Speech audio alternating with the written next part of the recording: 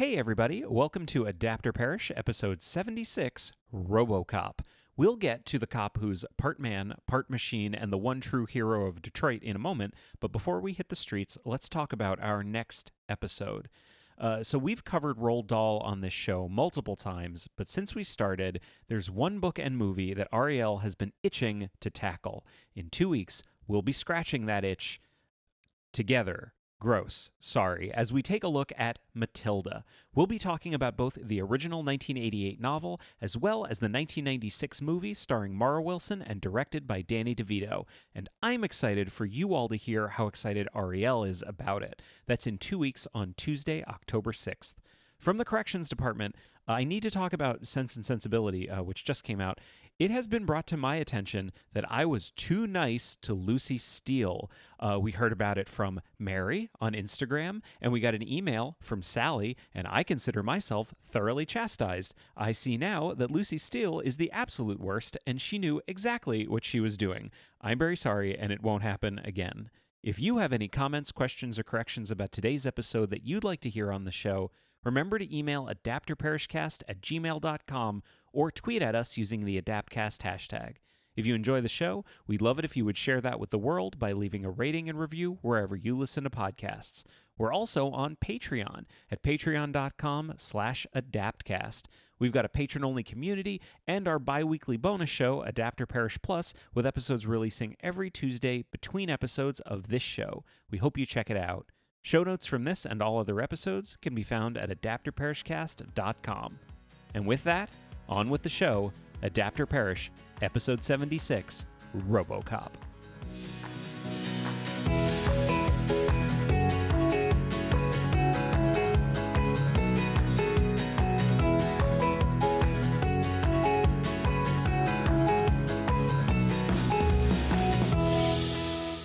Hello and welcome to Adapter Parish, a podcast about adaptation. I'm Jeremy Latour. And I'm Ariel Lipshaw, and this is RoboCop, Jeremy's Revenge. Explain it to everybody. Well, it kind of backfired on you a little bit because I did end up enjoying RoboCop, the movie. You've spoiled the ending of the intro. I'm sorry. That's okay, but please explain. Well, we did Flowers in the Attic, and Jeremy said, I'm going to get back at you for making me read this weird, non-sexy book about weird things.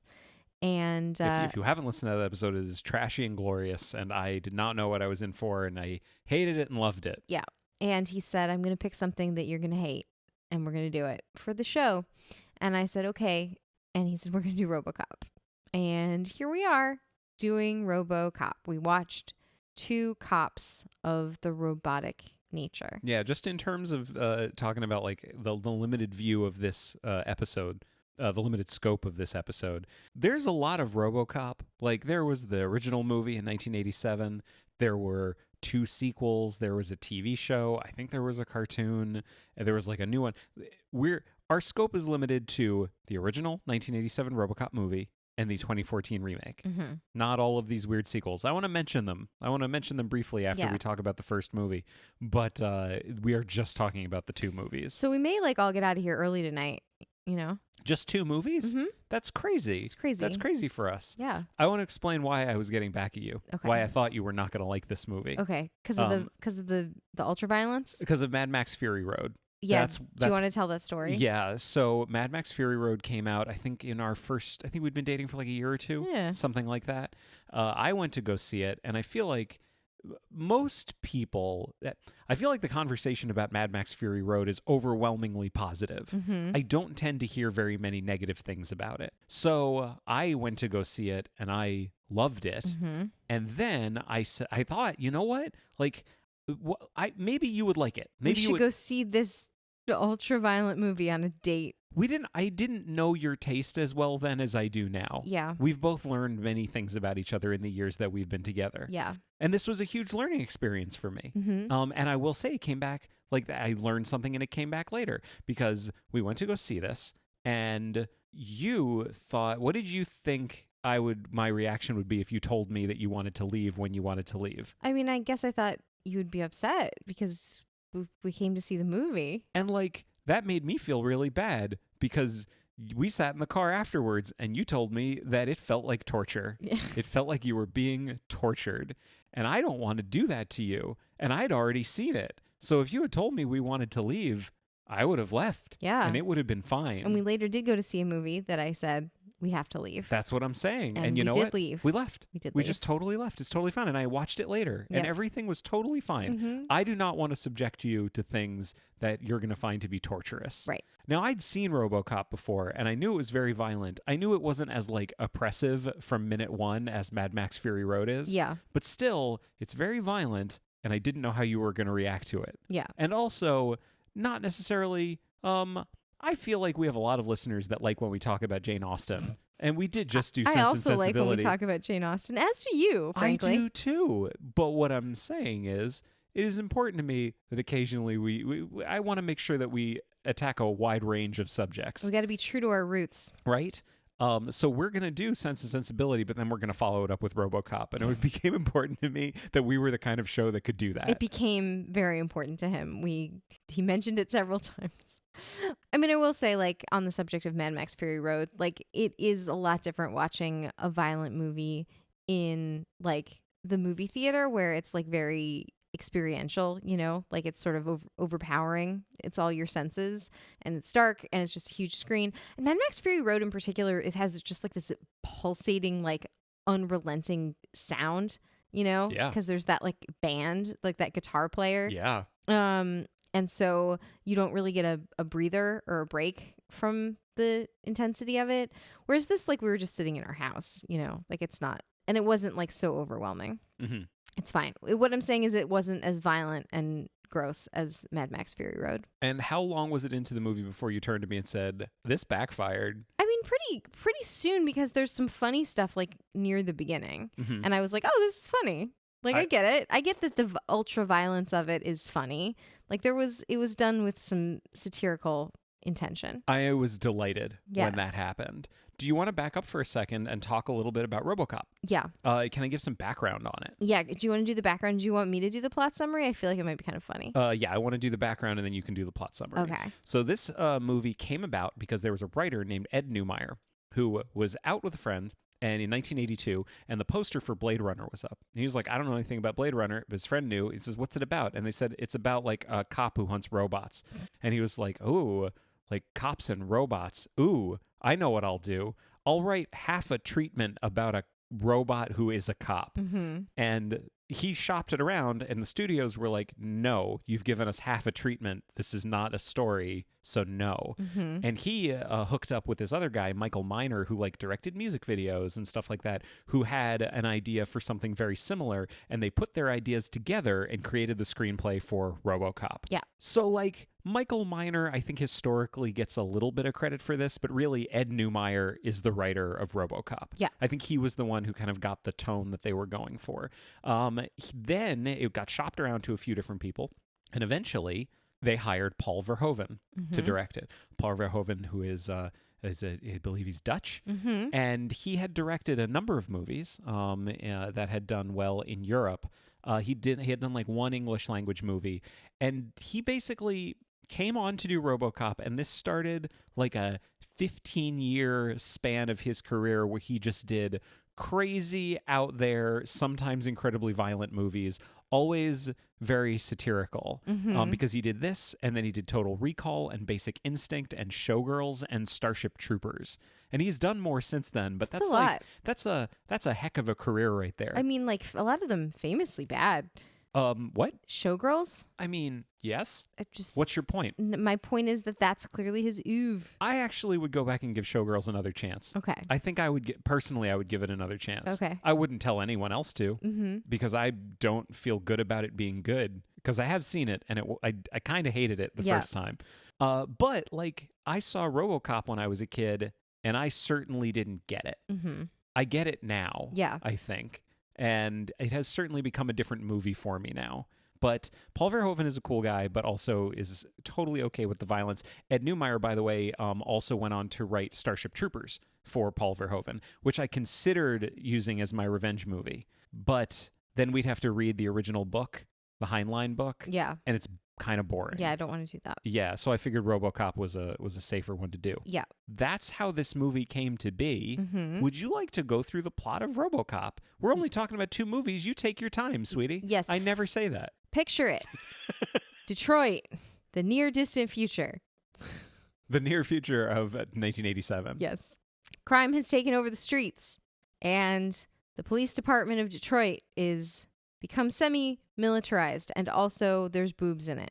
Cops are getting killed left and right. Do you want to explain that? It is a bad scene. Do you want to explain the boobs thing? Well, it's just they're getting dressed in the locker room, and suddenly the camera pans, and there's ladies in there, which is fine because there's lady cops. It's a totally co-ed locker room. They just had their shirts off, and I said, "Are those like gratuitous boobs, or are they boobs for some kind of satirical reason?" And you were of the opinion that they were there to show the desexualization of men and women in this near distant future. And I thought it was funny that desexualization was being indicated by showing boobs on screen. I would go on and explain a little bit more about what I thought, but I do believe that this is not super important, so you can move on. That's fair. Well, I'm just saying there were boobs. It's a bad scene. Cops being killed left and right every day. Every day another one goes down, and they have to come and clean out their locker. And in the meantime, we have sort of an evil empire up in the boardroom upstairs investigating the possibility of robotic cops that neither feel nor have human hearts or think they are perfect cops because they don't they're not swayed by their like emotions and prejudices. Can I add something really quickly? Yes. Just an important point. So the company you're talking about, OCP, they basically fund the cops. There's been a corporate takeover. They have gone to the city and say, we will take care of the police force for you. So the police force is privately operated. Yeah. So they are in the midst of a demo of one of these new robotic cops that kind of look like AT-ATs from Star Wars, like they're big creatures. I think they were animated by the same person. Yeah. And the demo, as you might imagine, as with all demos everywhere, goes terribly awry. And a man is killed. Can I ask you a question? Yes. Do you have any movies that you've watched with someone where like there is a moment coming up that you know is going to happen, but you know that they don't know is going to happen, and instead of watching the movie when it happens, you watch them? I mean, I'm sure I can't think of anything off the top of my head, but I see what you're going for here. Like, I knew that Kenny was not long for this world. I knew that. I knew you didn't know that. Yeah. And it was just a delight watching you watch that. Because it is very intense. And we watched, by the way, for anyone that knows, there's like the theatrical cut and there's like the director's cut that's even more violent. We watched the theatrical one. Yeah. I spared you from the uber super violent one. Well, thank you. You're welcome. So this goes awry, and obviously no one wants to continue putting funding into these robotic cops. But this asshole has his own startup that he kind of sees the chance to get funding for here, and proposes a deal with the guy that's in charge. And his idea is, rather than just have them be pure robots, have them be a melding of man and machine, much like the Borg. Wait, so he's proposing something that's like part man? Part man. But also part machine? Part cop. Part machine. No, sweetie. Part man, part machine. All cop. All cop. I feel like I want to just throw in for a second. We're not just talking about like a super violent like action movie.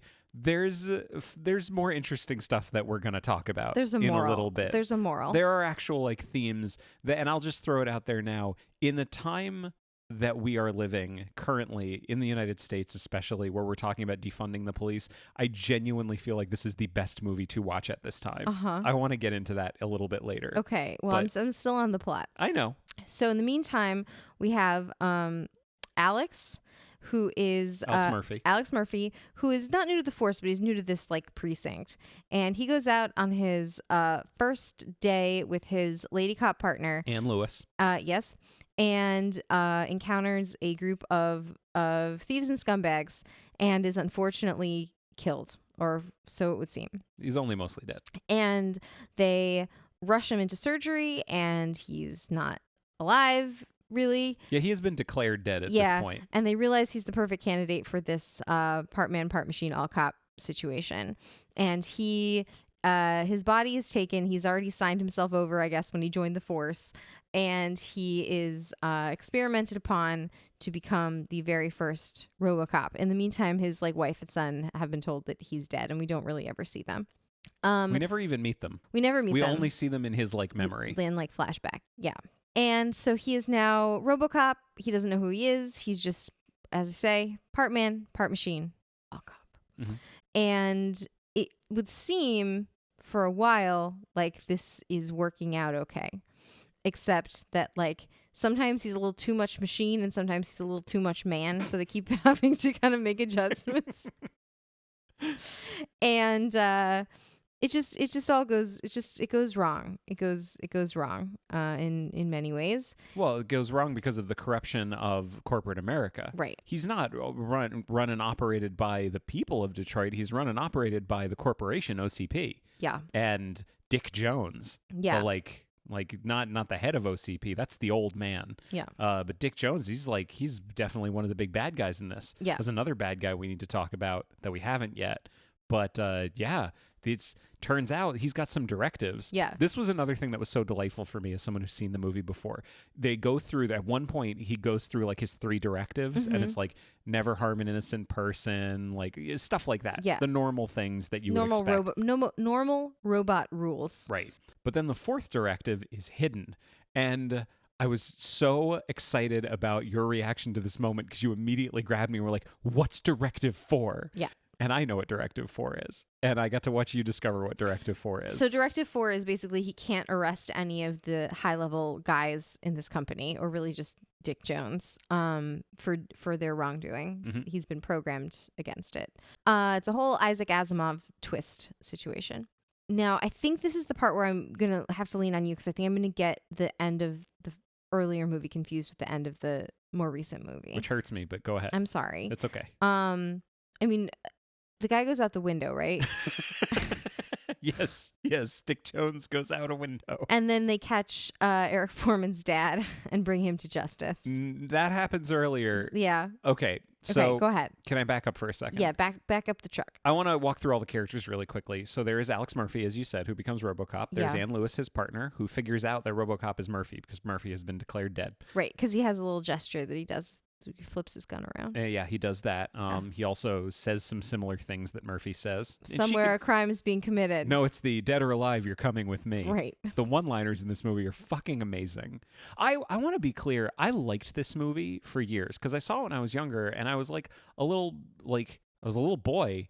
And here's this super violent movie with like this robot. And it's not like I only like violent movies. I think people who listen to the show know that that's not me. Mm-hmm. But you know what? I fucking loved RoboCop when I was a kid. And I watched the TV show and I watched all the sequels. And the thing about it is RoboCop, the movie, is, yes, it's an action movie, but it is a satire. Mm-hmm. And I feel like nothing else that is called RoboCop that followed is a satire. I feel like all of those are like sequels to the action movie. Mm-hmm. This first one, like, it just sits in this perfect little spot as this perfect piece of art. And I liked it for years, watched it again more recently. I discovered that I love it. Mm-hmm. And we're going to talk about why.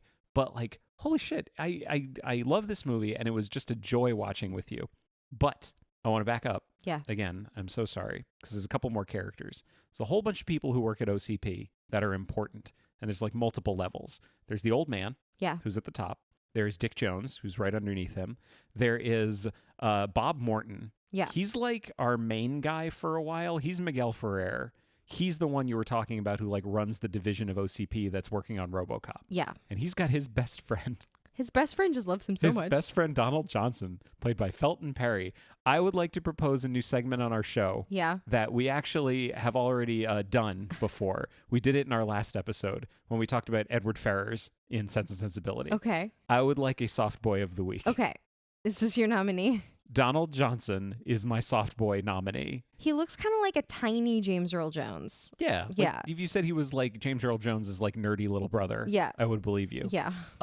He just likes having a friend. He just loves his friend. He like applauds him and he's the only one. He's like, that's my friend.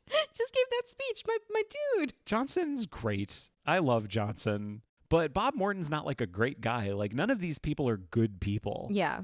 Like Morton dies horribly, and you don't feel that bad about it in the context of the movie. No, because he's a bad guy. So these are the corporate bad guys, but then we also have the low-level street bad guys. Yeah, and in this world, all criminals are tiny, bald, and pale. Yes. Yes. Yeah, you're right. Yeah. They are Red Foreman's dad. Red Foreman's dad. No. They are Red Foreman. Yes. Sorry, Eric Foreman's dad. Eric Foreman's dad, Red, and Dr. Richard Rocket Romano. Mm-hmm. Who we had. If anyone's wondering, why do I know that name? He's the guy on ER who lost his arm by a helicopter and then got killed by a helicopter. We had to talk about it because Jeremy was like, isn't that the guy that lost his arm and got killed by a helicopter? And I couldn't remember how he lost his arm. He also lost his arm by a helicopter. It was two separate incidents of helicopter, both maimed and killed by helicopter. It's delightful. The cast is delightful.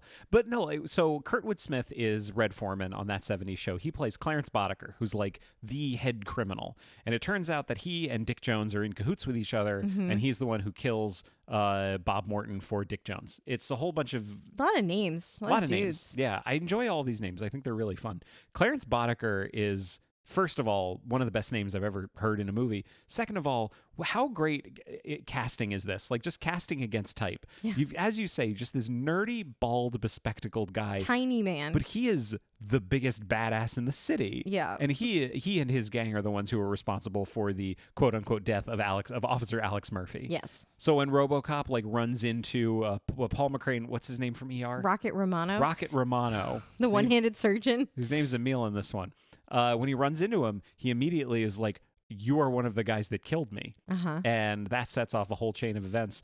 It's just violence upon violence, and he gets all of the guys and brings Kurtwood Smith in. He arrests him, but then he gets out because he's got the lawyers from OCP working for him because he's in cahoots with Dick Jones, which we find out. But then by the end of the movie, RoboCop kills Clarence Boddicker and his entire gang. And then he goes, and the final scene of the movie is he has this face-off in the boardroom with Dick Jones. And there's what's the great classic kind of action scene moment where Dick Jones has taken the old man hostage, and RoboCop says, "I cannot arrest this man because of Directive 4. He is a high up guy in OCP, and I can't do it." And we get this great moment where the old man just goes, "Dick, you're fired," and then jumps out of the way, and RoboCop shoots him 20 times, and then he falls out the window. I was gonna say that, but I thought that was in the 2014 version where he said you're fired. Is that the 1987? That's 1987. Gotcha. Yeah. And that's the movie. That's the movie. So like an action movie where people die and it's about robots and stuff. And like, I mean, here's the things that I wrote down: toxic masculinity, and then I wrote boobs, and that was just in the first like 5 to 10 minutes of the movie. That's all part of Paul Verhoeven's plan. Yeah. I mean, there's some fun stuff in it, especially if you grew up in and around Detroit. Like the kids go to Lee Iacocca Elementary School. Which is terrible. I don't think there really is a Lee Iacocca Elementary School. That would be really bad. He's a bad guy. And like, not only did I enjoy this movie, and you can talk a little bit about like the sort of moral aspect of it, I think this will lead into it, is I found myself getting sucked into it in a bad way. Oh, yeah. I actually have a note about you getting sucked in a bad way. Because I said, he's like defending this woman, right? Like she's about to get like raped in an alleyway, and he's on the scene, like defending her and like taking care of her and doing all the right things for her. And I was like, one of the guys that's attacking her, he shoots him in the dick. Shoots him in the dick. And I was like, yeah, I want a rapist to get shot in the dick. Can I describe this scene? Yeah, so sure. He shoots this guy in the dick, and then the woman runs over to him because she's like, "Oh my God, you're my protector." And he says to her, "I'm not going to do it justice. Madam, you have suffered an emotional shock. I will notify a rape crisis center." I said, he's the perfect cop. And I wrote down in my notes, Ariel fell into the trap. Yes, because as you so pointedly pointed out to me, but cops aren't supposed to shoot people. And I said, you're right. They're not. They're not supposed to shoot people. But I said, all you have to do is just adjust his programming so that he will, instead of shooting people, that he's able to defuse the situation nonviolently. And you were like, yes, that is the point of the movie. And then like immediately after we had this conversation, there's another scene where he stops a guy who's like, it's a hostage situation. And a guy's got people held hostage in City Hall because he lost his election. And this guy has a gun and has already killed somebody. But RoboCop's solution is grab the guy, pull him through a wall, and then throw him out a window 'cause onto the street. When he pulled him through the wall, I felt like that was an appropriate level of violence based on what he was doing. And then he went one step further, and I was like, oh, yeah, I can't throw him on the street. Like, that's no good. It's not good. So before we get to that stuff, I want Yeah. to just talk for 1 minute about like why this movie works just as a fun movie. Yeah. And I have a few different things, and I'm curious if you have any thoughts about any of them or if you would disagree with any of them. Okay, go ahead. So like first of all, it's lean. Like it's a really straightforward story. There's not a lot, like there's some intrigue, there's like one or two reveals, but it's not like we have way too many characters. It's not a complicated plot. We don't have to sell this whole thing where Murphy like knows everybody. It's like, no, it's his first day in this precinct and he dies. And he forms a like nice, respectful relationship with his partner. Yeah. And she's only his partner for a day. Yeah. So it's not like they're trying to sell you on these huge backstories. It's just people in simple, quick events that all lead to a bigger story. Yeah. And it's just RoboCop versus the bad guys. And then he finds out that the corporate guys are also the bad guys. And then it's RoboCop versus them. And then it's the end of the movie. Yeah. So like it's this really lean, straightforward movie. Do you agree with that? I agree with that. Here's another thing. The characters are all compelling. Like, I think all of them are fun and interesting. And I was saying before about, like, being cast against type. Like, Dick Jones, he played like a dad in tons of movies. Yeah. And he's playing this, like, corporate heavy. And Kurtwood Smith is playing the biggest badass in the city. And he's a fucking nerd. And it makes it so much more fun. I love how Peter Weller is this main character. Peter Weller's just this like skinny dude. He's not an action star, right? Yeah. Like you don't look at him. He's not Schwarzenegger. He's not Stallone. Certainly not in the mid 80s. He's just this skinny guy. Turns out they needed a skinny guy to fit into the suit. Is that true? That's true. That's great. That's true. Like apparently they looked at Schwarzenegger, but they were didn't like, fit. he literally will not fit in the suit. I found this out recently. Did you know that RoboCop's RoboPants were too big and bulky to fit in the car? So anytime you see RoboCop driving, he doesn't have his RoboPants on. That's really funny, especially when we get into 2014. Let's not forget to talk about what he looked like on his motorcycle. Oh yeah, no, we'll talk about that. But I just found all the characters fun. Like think of the police chief, like the head guy. Yeah, like he was great. He's great. He just like is this amazing, straightforward, angry character who is only in a few scenes, but he's so memorable. I think all the characters are fantastic in this movie. Yeah. What about the like nerdy cop? Remember the one that was like tall and skinny and was sent to like clean out the lockers? It's funny. I think he was one of my nominees for soft boy of the movie. Yeah. Maybe he is the soft boy of the movie. I think he is the soft boy because I don't think Johnson? Johnson, yeah. I don't think Johnson is as soft a boy as this guy. Like Johnson's great because he loves his friend. But this guy's softer, I think. You know, they could be tied. You know what? It's a brand new segment. I can't promise it's perfect. I think you're right. I think Nerdy Cop is the soft boy. Yeah. You're right. I see that one. But here's another thing about the movie. It's fucking funny. It's really funny. Like not just the like super like out there violence, but it's just a funny movie. There are funny jokes in it. Yeah. The action is fun. It's inventive.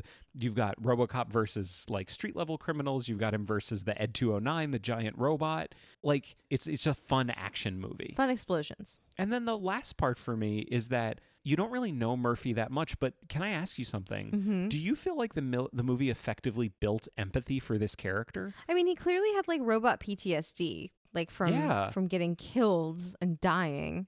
Like that was very sad. Like they put you right in there with him. It's very subjective when he is like going through his PTSD and experiencing his death over and over again. Yeah, I mean, and there's an element of body horror to it too. Like, I mean, as much as anyone would like, I guess, want to not die, you know, and be alive and have their brain continue to live. Like, imagine waking up and your brain is in a robot body and like you don't have a family anymore. You know what I mean? But like even worse than that, you don't even know who you are. Yeah. Like that's terrifying. Like I feel like it's like revelation upon revelation for him. Like he remembers that he's a person and that's what makes him realize that he's a monster now. Yeah. Yeah. It's And it's a like layered revelation. I'm just like the feeling of being trapped when you imagine like waking up in that situation, realizing like the only way out, like your body is gone, and the only way out is essentially to die, to be deactivated, right?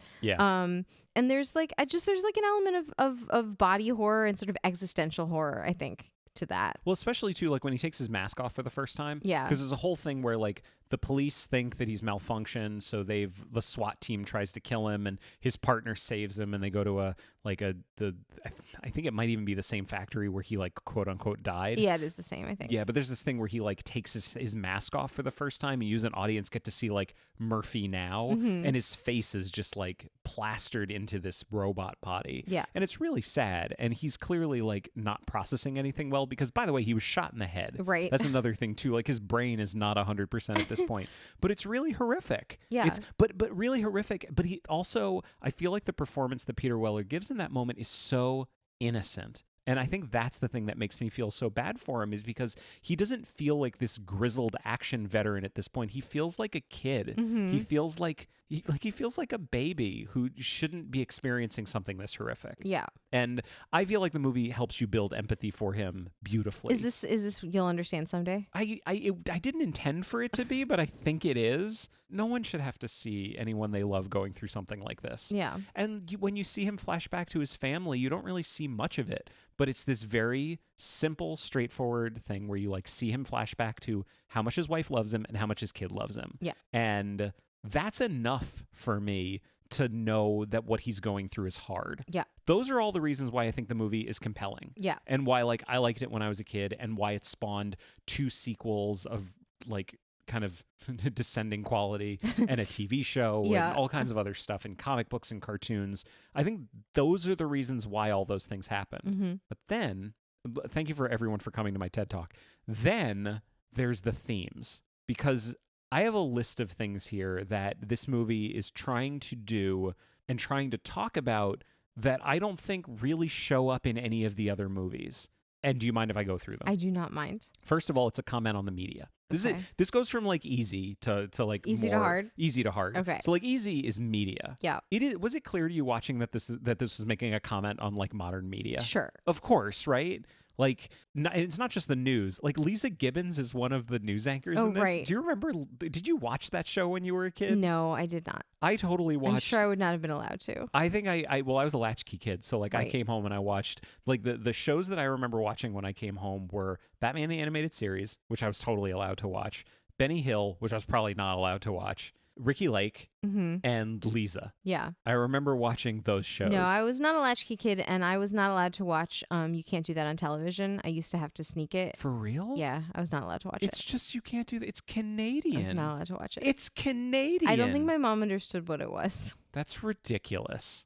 You never told me that. That's really upsetting. I'm sorry. I feel so bad. Did you ever watch it? Yeah, I watched it, I think, like, later. I don't know. I don't know why my mom didn't think it was appropriate. I think I was really little when it was first on. I guess so. Maybe. I don't know. I remember being a kid, and at one point, I think my mom thought I was too old for cartoons. So for like a month, I wasn't allowed to watch cartoons. And then she gave up on that. I remember being in high school, and I was watching Loveline, and my dad came in, and there was a condom commercial on MTV. Remember at nighttime? These condom commercials? I know Loveline. Yeah. Well, it wasn't Loveline that he but- objected to. It was the condom commercial. But when I say I know Loveline, I mean I know Loveline, and I know the kinds of commercials that would have aired during Loveline. Well, anyway, he told me I wasn't allowed to watch MTV, but he was not able to enforce that because Loveline was on at like 10 or 11 o'clock at night, and they were fast asleep by then. God forbid that children know about safe sex. Yes. God forbid. Anyway. Now you have a baby. Look what happened. I know. I didn't use a condom. He's so cute. He's real great. So the media is in it. Obviously, it's a comment on the media, and it's not just the news. It's also like entertainment, because there's the I'd buy that for $1 guy, the really gross mustached guy who's just hanging out with attractive women. Oh yeah, on the TV. I'd buy that for $1, and everyone's like, ha ha ha ha ha. It's so grotesque, but I think it's really important that you talk about the fact that like everyone's watching it and laughing, because it's not just showing you what the media is of this world and this future. It's also showing that people fucking love it. Yeah. Like throughout the movie, people are watching this and are loving it. And so I enjoy that. It's obviously making a comment about corporations and like corporate takeover and how much we entrust our lives to corporations. Would you say that's clear Yes. in the movie, right? Mhm. Okay. It goes a step further though, and it starts to really make a comment on violence in action movies. So like this is 1987. In 1985, I'll just name 2 movies that came out. Commando, starring Arnold Schwarzenegger, and Rambo 2. Uh-huh. Sorry, Rambo First Blood Part 2, Okay. starring Sylvester Stallone. Both of these movies involve men who are jacked beyond belief, holding bigger machine guns than exist in the real world, just mowing people down. And no one questions anything they're doing. And the audience is just frothing at the mouth for this like ultra violence. But it's presented without comment. It's like the violence is just the fun part. Uh-huh. And I don't think anyone making it is having really any existential thoughts of like, well, what does it mean for us to make something so violent? Mhm. No one was thinking about that when they made Commando and Rambo 2. I think this movie is making a comment on that kind of violence. Mhm. I think this is basically a filmmaker, and I'm not the first person to say this, but I think this is a filmmaker saying, "Oh, you want an action hero? You want violence? Oh, I'll give you that. He is born in blood and risen from the ashes of his own death to mow down anyone who is breaking the law." Because as we both know, RoboCop can't stay in one place for very long because, and say it with me now, somewhere a crime is being committed. Best line in the movie. But like, I don't think this is trying to be an action movie. I think this is trying to make a comment on action movies. Yes, I see. Do you think I'm full of it? No, you clearly have thought long and hard about this and have an opinion. I didn't think you would have much to say about this part. No. This is my TED Talk. I apologize. That's okay. I'll go on. I only have 2 more. And this is like here's an only easy, 2 more. Here's an easy one. And I think this kind of goes into the last part, which is that like the movie treats RoboCop as like the biggest hero in the world. He is absolutely a hero because RoboCop in this movie is Jesus Christ. Okay. Just like Superman? No, not like well, kind of. Yeah, you know what? Actually, exactly like Superman, because he's not Jesus Christ because of any pre-existing material. He's Jesus Christ because the people making the movie decide that he is. Okay. So, like, I've said this on the show before, but I am really offended by the fact that there's so much Christ imagery in my Superman movies because he's my favorite character and he was created by Jews and he's Moses. He's Space Moses, and that is a fact. And he's not Jesus. So anytime they have him like sacrificing his life or falling to earth with his arms outstretched, like that is horseshit and I hate it. And that is the filmmakers bringing something to it that I don't agree with. In this one though, like think about it. Like Murphy's death is horrible and bloody. Yeah. Right? He sacrifices himself for the good of the people. Is he resurrected?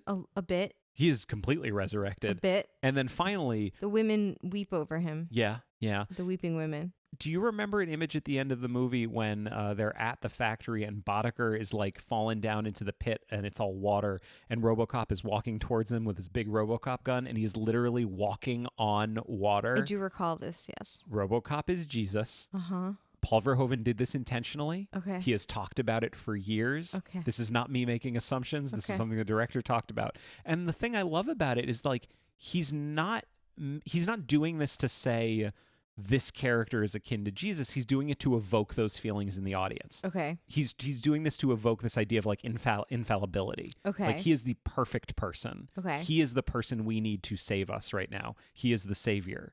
But what he is a cop who acts with complete impunity and kills people left and right and does not believe in due process at all, which is terrible. It's very bad. It's awful, but he's saying this is what you want in your action movies. This is what you want, so I'll give that to you. Because this leads into the final part of it, which is like the infallibility of the police and the unambiguous evil of crime. When you look at all the criminals in this movie, is there any question that they are the worst people? No, and then, like, again, as you say, like, that's the problem, right? Like, somehow every cop is able to tell the criminals from the innocent people, and there is no question that the criminals are criminals, which, as we know, in our society today, cops are not able to tell the innocent people from the criminals, and often mistake innocent people for criminals, but also people don't deserve to be shot even if they have done something illegal. You know what I mean? Like both of those things can be true at the same time. God, I read something recently that was like, it is one of those things that like everyone kind of already knows about, but you see it presented in like a pithy way, and it kind of makes more sense. In our court system in the United States, what is it? Are you guilty until proven innocent, or is innocent until proven guilty? This innocent until proven guilty. Right, exactly. So anytime a police officer kills someone who hasn't gone through a trial, have they killed someone who's guilty or someone who's innocent? Innocent. Because Exactly. they have not been proven guilty through due process of law. So we have police in this country killing innocent people. Yes. And that is just, that is a fact. And even, as you say, like it bears repeating, even if they committed a crime or the police officer thinks they committed a crime, as you say, they're still innocent people. Like the police officer is not judge, jury, and executioner. And that last part is the important thing, because I feel like this comes up recently. Like, I don't want this to turn into our big episode about like George Floyd and Black Lives Matter, but I feel like the thing that I see that upsets me so much, and I'm not the only one, I see it so much, is anytime, and it is consistent and constant and awful and horrifying. And I hope everyone is staying active and calling and donating money and like contributing to help stop this. And voting. Oh my God, please vote. I often see people on the other side so ready when news comes out about like, oh, this person that was killed, did you know that they were into drugs? Did you know that they did this? Did you know that they did that? And this information is always given to say, well, it's okay that they were killed. Yeah. And the thing about it is, not okay. It's not okay. I actually don't care about any of those things in the context of the question, should they have been killed by police? Yeah. Because the answer is no. No. And I love the fact that this movie is perfectly addressing that. Like Neumeier was talking about this. He like was watching this movie with friends. Like he's very liberal, and so is Verhoeven. But he had friends who were really liberal watching it, going like, "You've made a fascist movie. This movie is fascist." And he goes, "Yeah, that was the point. Yeah, that was the point." And that was why I love the fact that like you made the comment early on when we were watching it, he's the perfect cop. Because I fell into that trap too. I feel like tons of people fall into that trap while watching this movie. And it's a trap set by the filmmakers. Because I was thinking, honestly, about the way that he treated the victim rather than the perpetrator. I was thinking about how terribly victims of like sexually based crimes are often treated by the police, right? And they're not believed, and they're treated badly, and they're asked, what were you wearing? Why were you there? You know, like all kinds of things like that.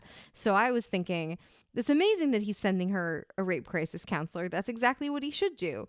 But of course, you know, again, you fall into the trap of like, I just saw this guy on screen try to rape this woman. I feel very good that he just got shot in the dick. But of course, that's not the policeman's job to do. Yeah. Yes. So like, it's that stuff. Like there's no due process. The police are 100% right. The criminals are 100% wrong and deserve to die. And the city loves him. Like, everyone loves RoboCop. The cops love RoboCop. And then, like, the other thing that's great about this is we hear so much recently that there are so many people on police forces who talk about how, well, if we defund the police, the streets will just devolve into chaos, right? But the thing, like, so many people have figured out a long time ago, and more people are learning, and I had to really learn this, is there are so many times when the police are called where you do not need police. Yeah. You don't need someone with guns to show up and handle a situation. Right. Exactly. Well, and also like the other thing that many people more learned than me on this topic have pointed out is like police don't generally stop crimes from occurring. Like the police show up after the crime has occurred. Yeah. You know? But in this movie, the police are constantly threatening to go on strike because of how overworked they are.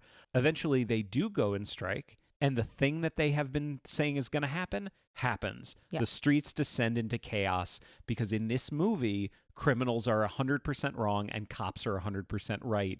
And that's everything that we are taught in our society. And it's awful and wrong, and this movie knows that. Yeah, it brought up a lot of stuff for me about like how to talk about the police to our son, you know, and like how to explain who the police are and that you can't trust the police, and that the police often do really bad things to people that don't look like our kid, you know? Yeah.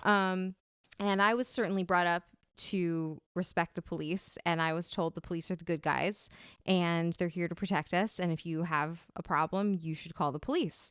And I always, in the back of my mind, even as a kid, remember thinking, but they have a gun and that's really scary. Like, I just always found the police really, really scary and very, very intimidating, which, you know, is borne out by fact. And I feel really bad.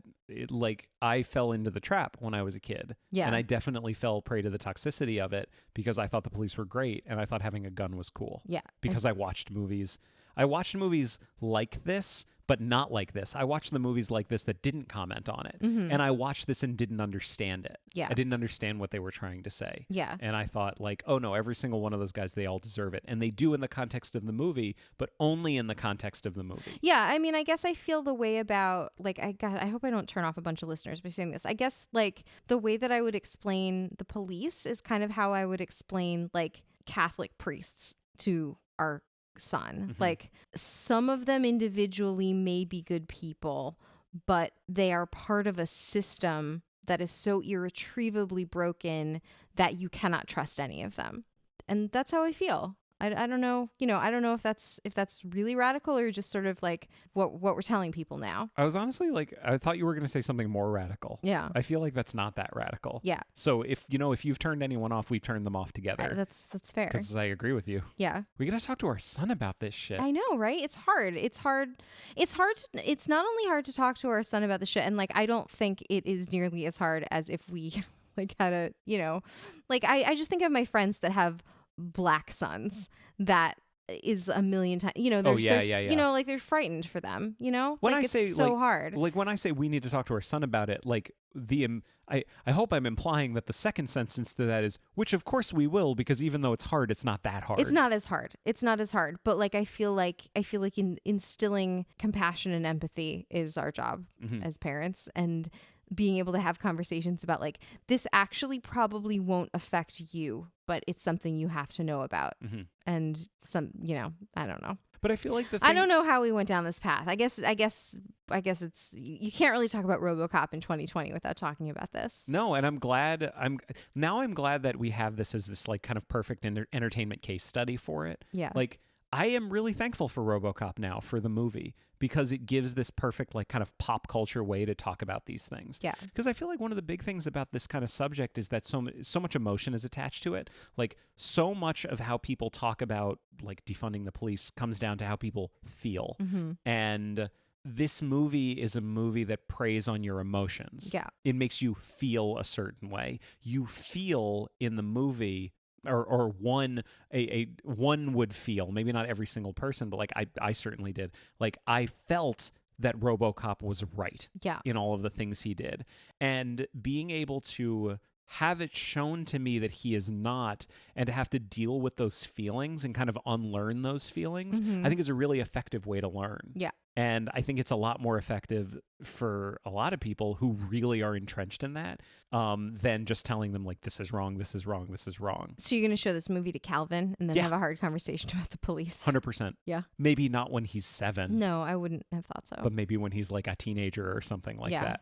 Because it is very violent. Yeah. But bottom line, I think this movie is brilliant, and I have one last thing to say about it to you. Okay. Did you know it was shot in Pennsylvania and Texas? No, that upsets me a lot. I know, I figured it would. I really feel like if they were going to like defame the name of the city of Detroit, like they could at least have poured those sweet, sweet production dollars back into the city. No, maybe a little bit. I think a little bit of it was shot in Detroit, like a couple of exteriors. There's definitely exteriors, because the skyline of Detroit is, I think, a shot of the city. Yeah, so is I think Dallas, though. Okay, whatever. It's either Houston or Dallas. I'm not sure. Whatever. I only bring this up as a bridge to talk about the new one, because one of the things that we gave the new one a lot of shit about while we were watching it was that it is clearly shot in Canada. Yeah. And we thought, I honestly thought, I put in my notes, like, Sir not appearing in this film is clearly Detroit. And then I found out later, yeah, it wasn't really shot in Detroit, was it? No. But then they remade this movie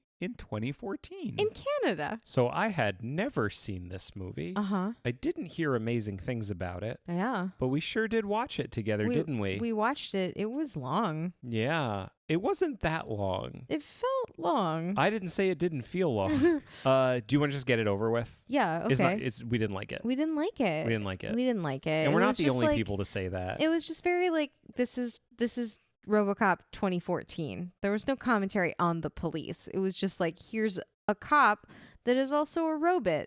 It's RoboCop. Yeah, it was like there's some commentary in it. Okay, so to back up a little bit. Yeah. This was something that was in pre-production for a while and in development for a while. Originally, like I want to say in like 2010, Darren Aronofsky was attached to direct it. Uh-huh. He of, Requiem for a Dream and Black Swan. Black Swan? Black Swan about the Black Swan. Yeah. And he dropped out, and eventually Jose Padilla he joined the movie as a Brazilian director who hadn't really done any American movies at this point. So I want to say this is his first like English language movie. Okay. Which Verhoeven, it's not like RoboCop was his first English language movie, but it was his second, so that's a nice little thing. That's cool. But Jose Padilla definitely loves the first RoboCop. Yeah. It was written by Joshua Zitumer, who I have given to understand at this time was like an up-and-comer, but I always know, okay, when I look at like a Wikipedia page for one of these movies, if someone is listed and their name isn't a link, that tells me that they haven't done very much. Well, yeah. Because if you're involved in a big budget Hollywood movie and you don't have your own Wikipedia page, I'm not saying you haven't arrived. I'm not saying you're nobody. I'm just saying this might be the only thing you did. Yeah. Like, I mean, I think I have a Wikipedia page. Do you? No, probably not. I definitely don't. I have an IMDb page. Oh, yeah, but anyone gets an IMDb page. Wow. Especially someone who was on Jeopardy. Wow. I love you. Cool. I'm really proud of you. Thank you. So this is one of those bullshit things where like the script is credited to Neumeier and Miner as well as Zitumer, but that is a lie. My understanding is they had nothing to do with it. I see. It's just like based on their screenplay. Yeah. So those are the people that made this. There's a whole bunch of new people in it. Mm-hmm. It's a whole bunch of new characters. Yeah. The story is the same, but Well, also completely different. I was going to say, yeah. It is the same in that it is Detroit. Yeah. What's the same? Well, it's Detroit. By way of Canada. By way of Canada. I believe shot in Vancouver and Ontario and Toronto. I'm not sure Who about can say that. Every person in this movie who has like under 10 lines is Canadian. Like there's multiple people from Letterkenny that I recognized in this movie. Well, I got pulled out like twice because I was like, oh, that's Rolled from Letterkenny. I mean, oh my God, it's Mrs. McMurray. I was just going like, people from Detroit don't say a boot. Like I know we're close to Canada, but like we don't say a boot. I heard like 5 sorries in it. Yeah, sorries, a boots. Yeah, whatever. I actually have a question about that. And like, this is a question to the universe. Yeah. I immediately don't care about that stuff as much when I find out or understand that the director, when I find out that their first language is not English. Okay. I'm immediately more forgiving of that kind of stuff. Okay. Because like, I feel like that is asking a lot of someone. But the director doesn't cast the extras. Like the director doesn't cast that's the casting director. No, I appreciate that. Yeah. But like, maybe the casting director didn't hear them say the word sorry. I mean, I would imagine, and I don't want to like shoot down your opinion, but I would imagine that if you are auditioning for a role that has 3 lines in a movie, part of the casting process is saying those 3 lines. I don't disagree with you. All I'm saying is I'm a little more understanding of it happening when I find out that the person who is ultimately the manager of tone and consistency does not speak English as a first language. That's fine. I'm just saying I'm from Detroit. We are a little bit sensitive about being north of Canada. I get that. That's fair and fine. I just find it interesting. And I would love to know, it's not a thing I've seen much about, but I would love to know more information about like what it is to direct a movie in a language that is not your first language, and then also have to be responsible for making sure that everyone's accent is perfect. I mean, I'm sure it's very difficult, and you've made me feel like a jerk, but I'm just saying. You're from outside Detroit. You can be a jerk. It's okay. Okay. Let's move on. Did that offend you? Yes. Please move on. Where'd you grow up? Outside Detroit. Let's move on. I love you. Okay. So what's the same? It takes place, quote, in Detroit. Yeah. Okay, even though it's not Detroit. Okay. All right. Part man, part robot, all cop. Yep. Wife and son. Okay, yeah, he is a boy. We do see the wife and the boy. Well, that's yeah. Like, That's but what's different. the same? But what's the same? He's a Detroit police officer Killed in the line. who's quote unquote killed in the line of duty and turned into a robot cop. Robot cop. There's sort of a scientific team versus the business team. Yep. Well, not even versus. They're like Well, there. they're sort of versus, but yeah. I guess in the original there is some disagreement between the scientific team. There's some versus. There's like the lady with the big glasses and things. Who, by the way, has not been in much. Yeah. She's like such a striking face. Her glasses are the biggest glasses I've ever seen in a movie ever.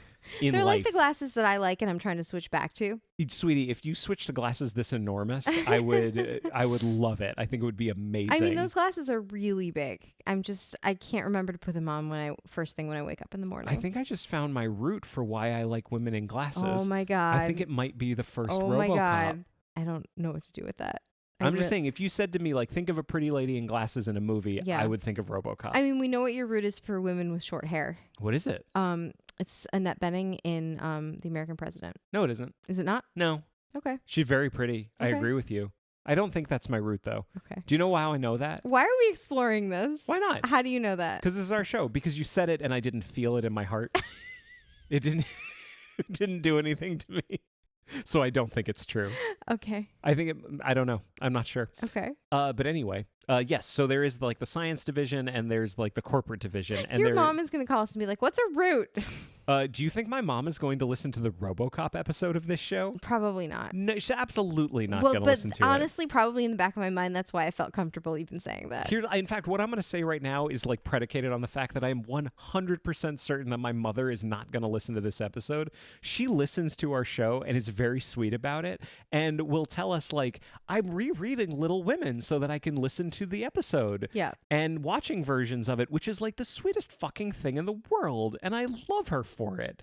I don't see her saying to me, oh, I saw you're doing RoboCop. I've never seen it. I rented both of them.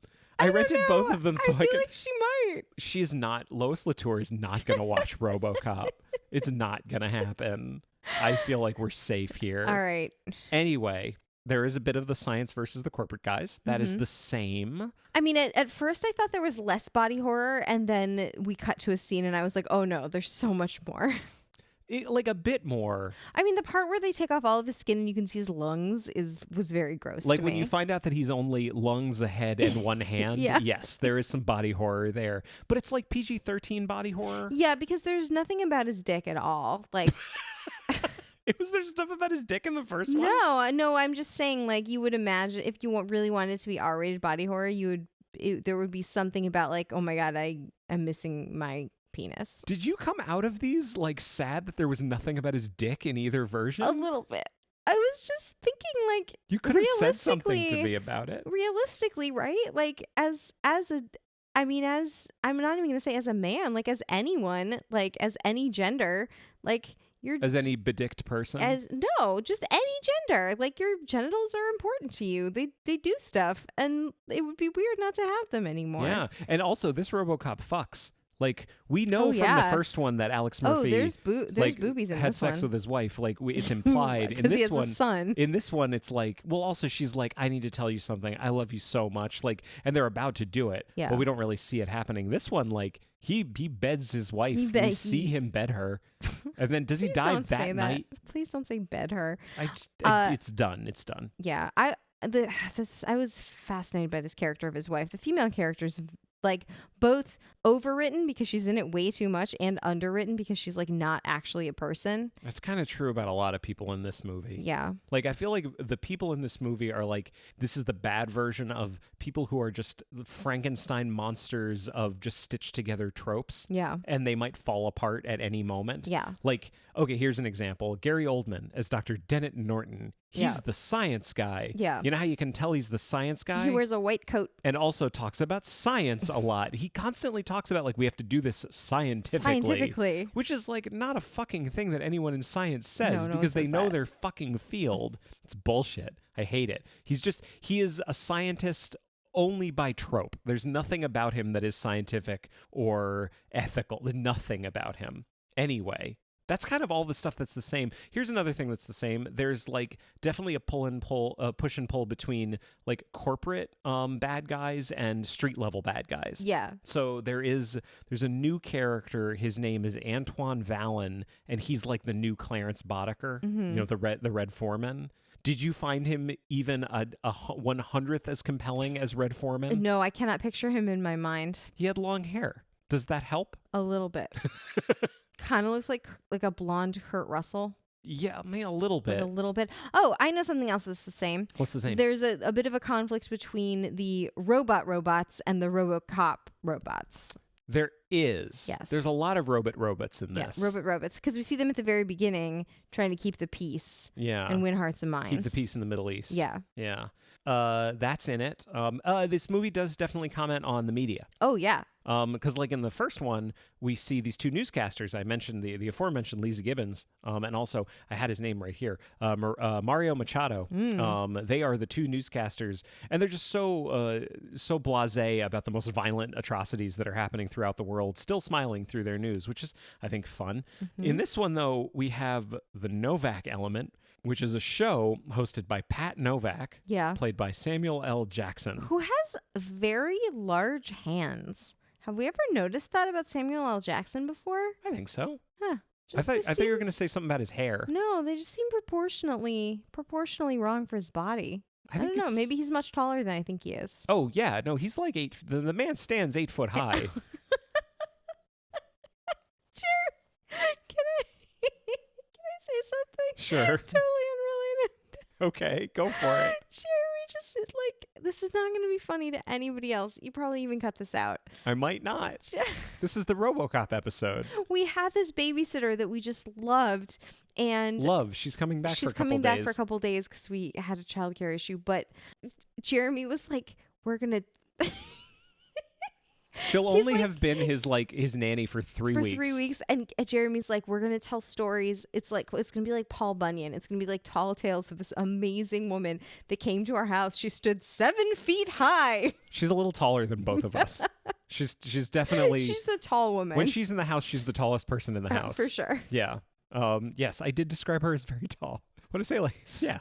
You were like, nice, 7 feet high. She's not that high. No. Anyway, I'm leaving all of this in. Samuel L. Jackson is very tall, and he's the media, but I guess I'll get the ball rolling with some problems that I have with this movie. Okay. In the first one, I already called out the fact that one of the really nice things is we see what's on television, but we also see people in the world reacting to what's on television. So we're not just saying, here's what's on TV, this is what people like. We get to see what people in this world are like, and that this is the kind of stuff that they like. The Novak element is crazy, fear-mongering, slick, terrible, Sean Hannity type shit.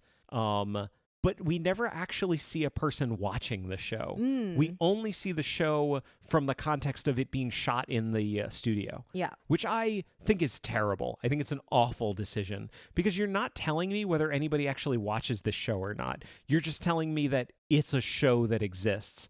And as I've learned, you can have a show that is awful and fear-mongering that the majority of the country does not put its actual faith in, like Hannity or like Tucker Carlson. Let's hope. But no, they don't. We know for a fact that the majority of the country does not watch these shows, but there are people that watch them.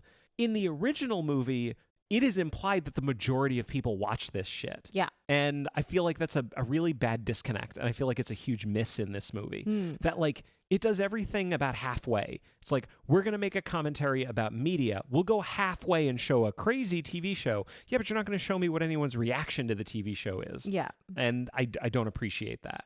What else do you have to say about this movie? Michael Keaton's in it. Michael Keaton plays Raymond Sellers. He is the CEO of Omnicorp, which is a subsidiary of OCP. Yeah. How were you able to kind of traverse the corporate environment here?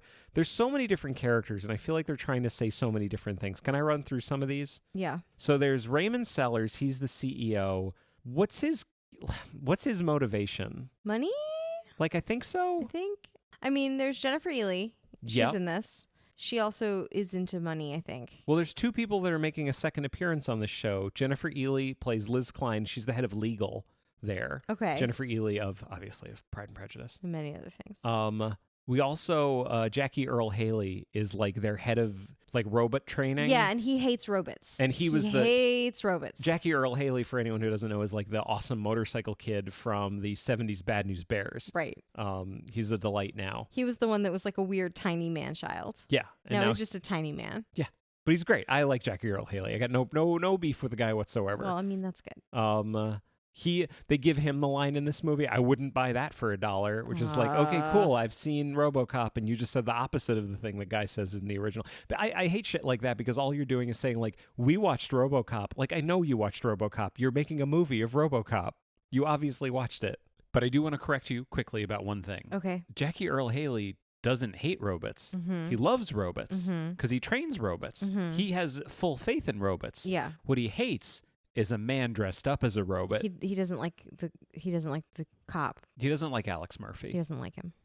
Can I ask you a question? Yeah. Before we saw the second one, what would you have called the main character in the first one? Like, what do you think if I'd said, "Oh, what's the main character?" Like, who is that? RoboCop. You would call him RoboCop. Okay. I'd probably call him Murphy. Okay. But I think we both call him Alex now. How many times do they say Alex in this one? So many times. Alex! Alex! Alex! Screaming it. It's so many times. So many times. Because of course, they never actually call him RoboCop in either of them. Not to his face. No one like calls him RoboCop. I want to say Samuel L. Jackson calls him RoboCop at one point. But it's not like his name. No, it's not. Yeah. But what did you think about the big change that they made in this one? Because we spent so much time talking about the fact that like part of the original plot of the first one is that when he wakes up as RoboCop, Murphy does not remember that he is Murphy, Mm-hmm. and it is something he comes to learn, and it's revelation upon revelation. Yeah. And it's a tragedy for him. Yeah. That unfolding across the movie. Yeah. What's the big change they make in this one? Well, he's like incredibly self-aware from the beginning. Like he knows exactly what's happening to him the entire time. What'd you feel about that? I mean, I guess it changes it from a story about essentially like medical ethics and the police and like crime and the media. It changes it. And it becomes a story about this guy and his wife and his kid. And I did not find his wife particularly sympathetic. And she was in a lot of the movie. And I thought her part was underwritten. I think we both agreed that the kid stole the show. No, wait, hang on. Let me check my notes. Oh, no, we don't remember him at all. No, he was like not in it hardly at all. Like nothing. Yeah. Yeah, I feel like this movie really wants you. This is the thing I said about the first one. Like one of the things that I think makes it so good is that it really builds empathy for Murphy really well. I feel like this one tries even harder to build empathy for Murphy, but I don't care about Murphy like at all. Mm-hmm. Did you? No. Well, it's interesting. Like it was like they kept moving the goalposts on like what RoboCop was supposed to be. Yeah. There was this one scene where they put him up against like a pure robot, like as a test. And they were like running through a building, and it was like he had to, save the innocent people and shoot the guilty people. And the real robot was like 98% accurate, and he was like 26% accurate. And that was because he had like too much empathy. He had too much human in him. He wasn't doing a good job. It was like a time thing. It's yeah. Like the robot completed it in like X amount of time, and he completed it in like X+2 or something like that. Yeah. And then they made this change in him so that okay, let me see if I can get this right. They had to change his programming so that when the visor's down, he is all robot, but he thinks he's not. He thinks he's still in control, but actually the robot is in control. Because as Dr. Dennett Norton says, with science, consciousness is just information. Right. But then they put him up to a different test, to see if he passed, having had this change in his programming. But the test was not the same. The test was, it was like a false equivalency for what the problem was. The problem was he was having a hard time distinguishing between like who the enemy was and who the innocent people were, and he was taking too long to help the innocent people. And in this, it was just like, here's a big warehouse. There's 80, robots. robot soldiers, shoot them all as fast as you can. And that was a different that's a different test. He probably could have done that before. That wasn't what the issue was. But he was doing it really well because they had made this change. Right. And they're all patting themselves on the back for making this brilliant change. Right. When, as you say, that's a different test. Right. So it was, you know, I didn't like it. But then they made another change later because then then they wired him up to like the entire database, and he started a database of crimes. Right. So it was like every single person who'd ever had been photographed and every crime that had ever happened and every piece of evidence. And he immediately went to his own murder. And they couldn't get him out of it. And the only way they could do it was by, I believe, lowering his dopamine levels to zero. To zero, which Dr. Dennett Norton, even though he's science guy, all the ethical stuff in this movie really centers on Dr. Norton. Yeah. And I don't know that Gary Oldman sells it that well. Moral center of the movie. I think he showed up and collected a paycheck. But like, remember his assistant? Yeah. She was like the moral center of the movie. Yeah. She was the one telling him, "You can't do this, sir." And he says, "Do it." She's like, okay. And yeah, she's not like a really strong moral center. She doesn't hold her ground. She's there. But then they lower him to that. So then he becomes very robotic, even though he knows who he is, but he doesn't care about anything anymore. Right. They can't.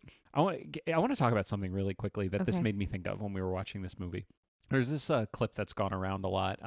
We're certainly not the first like podcaster / YouTubers to talk about this clip, but basically Trey Parker and Matt Stone of South Park went to the Tisch School of the Arts and gave a talk, and they gave a talk about storytelling and how they break down a story.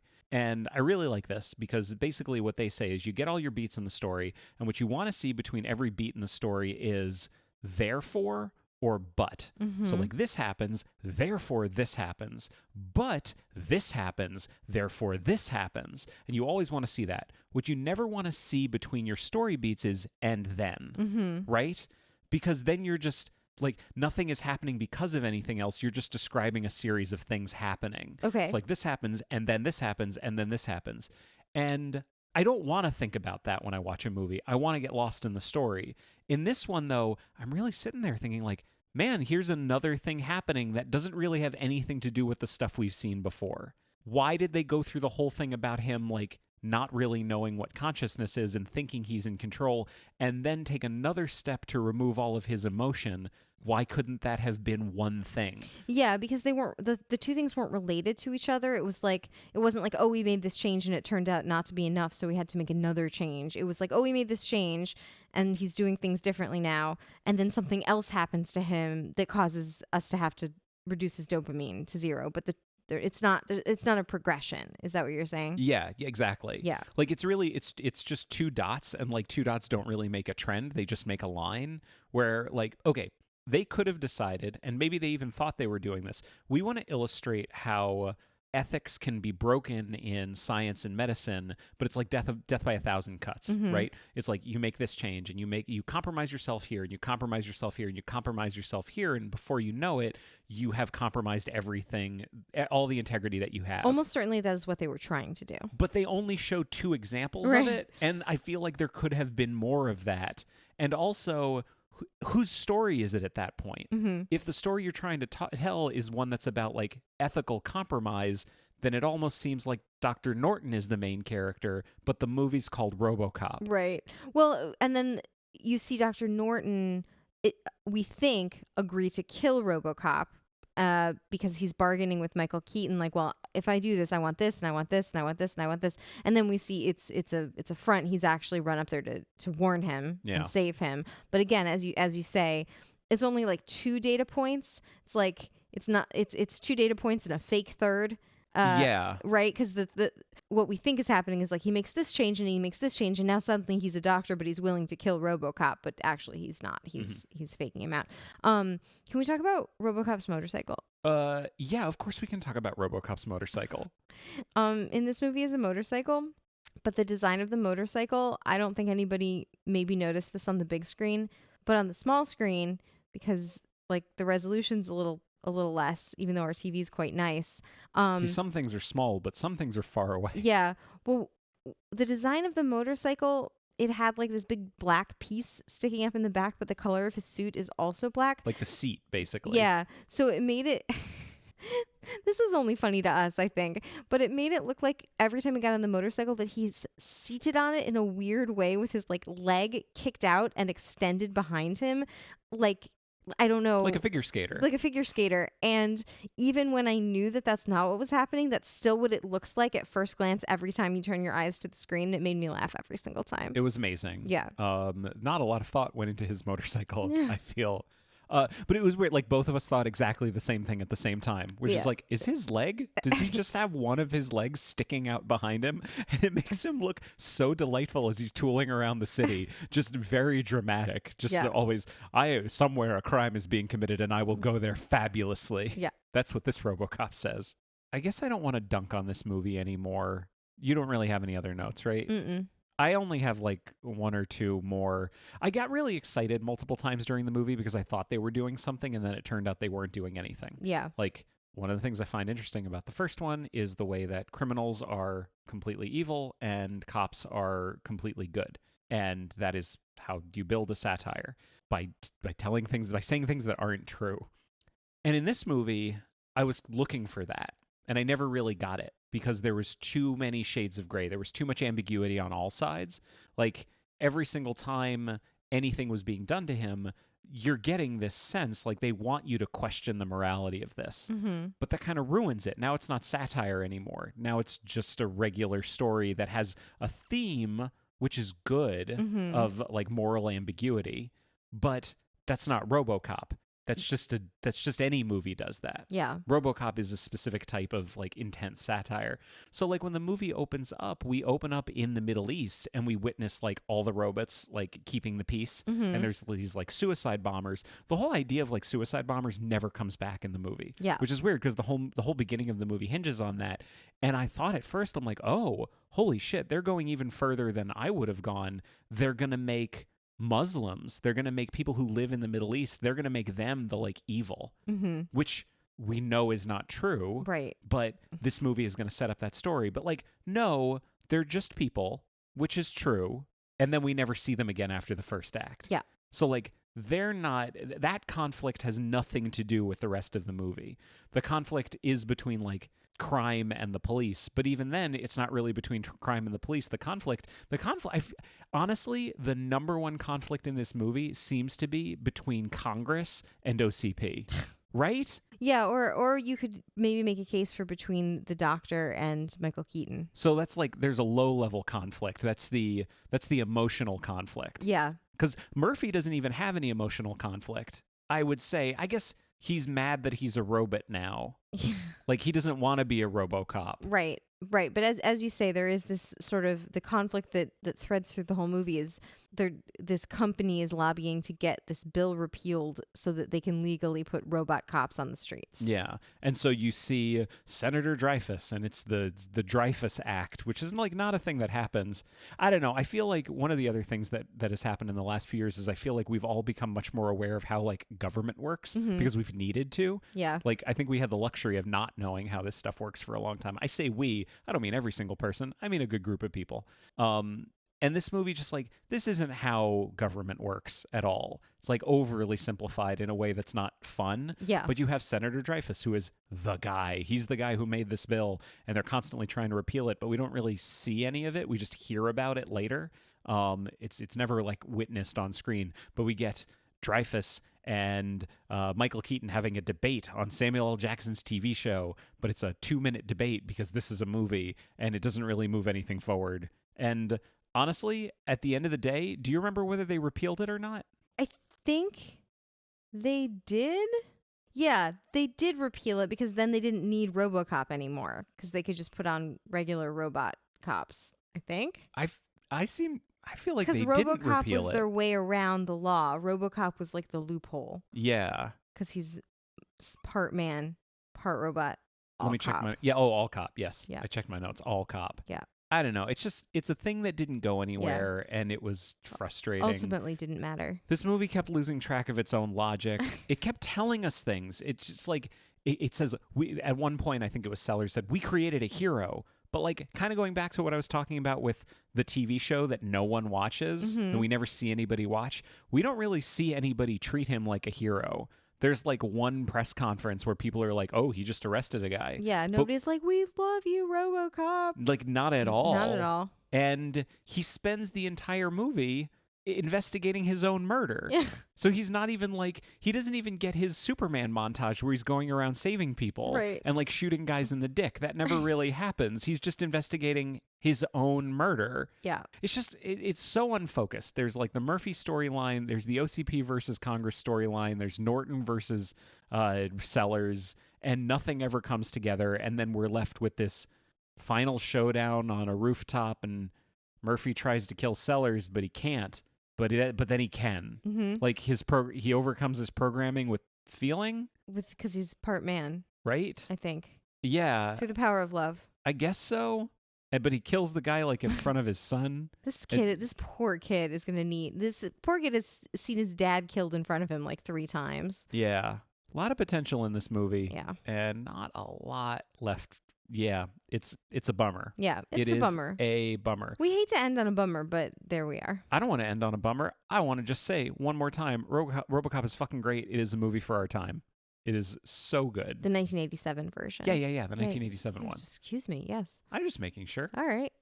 Did you, because you enjoyed it. I'm so happy. Yeah. I'm just so happy that my plan backfired. It's spectacularly backfired. Here we are. Here we all are together. Do you want to do the quickest quadrants we ever have to do? Sure. In 2014, do you think the people that made this movie cared about the original RoboCop? Yeah. Yeah. I think so. I think so too. Yeah. Every indication I have is that they really cared about it. Mm-hmm. Do you think they were successful? No. And it is a End bummer. of discussion. Well, this has been Adapt or Perish. If you'd like to find us online, we're on Facebook, Twitter, and Instagram at AdaptCast. And if you tweet about the show, don't forget to use the AdaptCast hashtag. You can join our groups on Facebook and Goodreads, and you can also find and follow me on Letterboxd. If you have anything to say that's longer than a tweet, you can always send an email to adapterperishcast@gmail.com. If you'd like to support the show, there are 3 great ways that you can do it. First, tell a friend. Second, a rating and review on your podcast platform of choice would be greatly appreciated.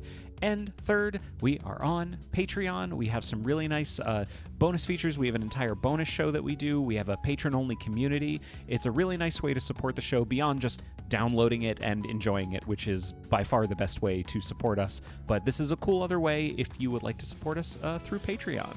And thank you all. I have to go. Why do you have to go? Because somewhere a crime is being committed. I love you so much. Goodbye. It makes me so happy. Yay.